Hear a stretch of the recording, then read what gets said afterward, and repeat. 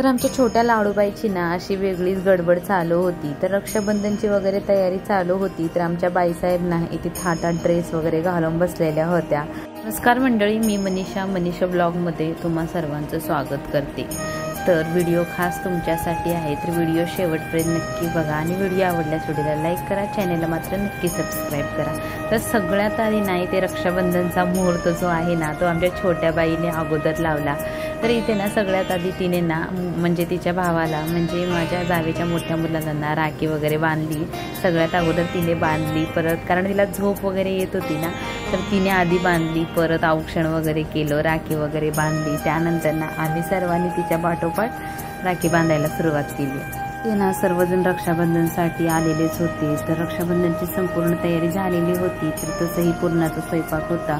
तर सर्वात आधी पुरणाचा वगैरे पुरणपोळीचा स्वयंपाक वगैरे करून घेतला। त्यानंतर सर्वांनी रक्षाबंधन राखी वगैरे बांधायला सुरुवात केली। तर जाऊबाईंनी वगैरे राखी बांधली। त्यानंतर माझ्या छोट्या मुलीने, परत माझ्या जावेच्या मोठ्या मुलीने वगैरे सर्वांना राखी वगैरे बांधली। तर काय झालं माहिती आहे का, काही कारणानिमित्त ना तर मला यावर्षी माहेरी काही जाणं जमलं नाही। रक्षाबंधनला ते एका दिवसासाठी करायला जाणं जमलं नाही, कारण ना माझ्या मुलीचा दवाखाना वगैरे चालू होता ना, त्यासाठी काही जाणं जमलं नाही। जाऊ दे म्हणलं आता इथे तरी रक्षाबंधन सेलिब्रेशन करायचं। तर इथे ना जावेच्या मुलीने वगैरे इथे औक्षण वगैरे करून घेतलं, राखी वगैरे बांधली।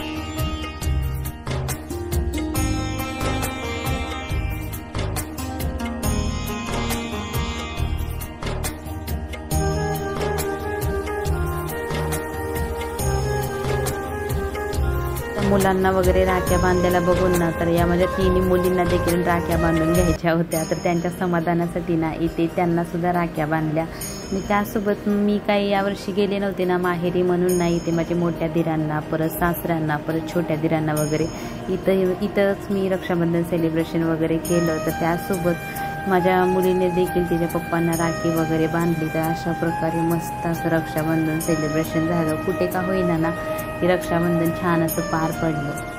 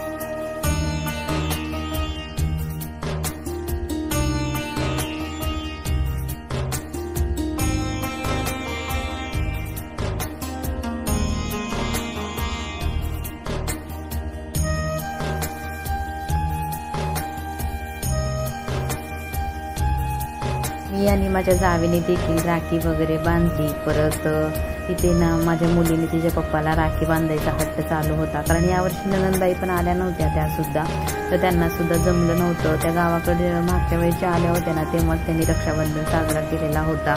तर त्यानंतर ना इथे मुलीने देखील पप्पाला तिच्या राखी वगैरे बांधली आणि मस्त असं रक्षाबंधन सेलिब्रेशन झालं। तर तुम्हाला व्हिडिओ कसा वाटला नक्की कमेंट करून सांगा आणि व्हिडिओ आवडल्यास व्हिडिओला लाईक करा, चॅनेलला मात्र नक्कीच सबस्क्राईब करा आणि भेटूया अशाच पुढच्या व्हिडिओमध्ये। तोपर्यंत काळजी घ्या।